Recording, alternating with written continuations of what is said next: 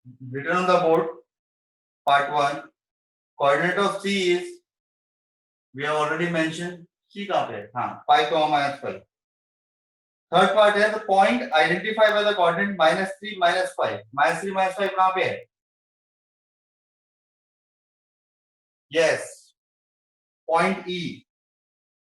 The point identified by the coordinates 2, -4. 2, -4 कहाँ पे है? G पे.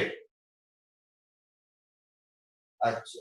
Next part is abscissa of point D. D पे x एक्सिस पे कितना चले थे आप? 6 यूनिट. तो abscissa is 6. Ordinate of point H. H पे आने के लिए y एक्सिस पे कितना चले हो? -3. Coordinate is -3. Coordinates of L. L कहाँ पे हमारा? Y एक्सिस पे. X से उसको लेने देना नहीं, तो y एक्सिस पे x कोऑर्डिनेट 0 होता है, तो 0,5. Coordinates of m. m कहाँ पे है हमारा? x एक्सिस पे. x एक्सिस पे क्या होता है? y कोऑर्डिनेट 0 होता है, तो m के कोऑर्डिनेट हो गए 3,0. नेक्स्ट एक्सरसाइज नेक्स्ट क्लास में करेंगे, तब तक आप इसकी प्रैक्टिस कीजिए और कुछ इंपॉर्टेंट क्वेश्चन भी कराऊंगा नेक्स्ट सेशन में, और ये वीडियो भी ऑनलाइन आएगा. Please watch it again, give your likes and subscribe for future reference as well. Thank you.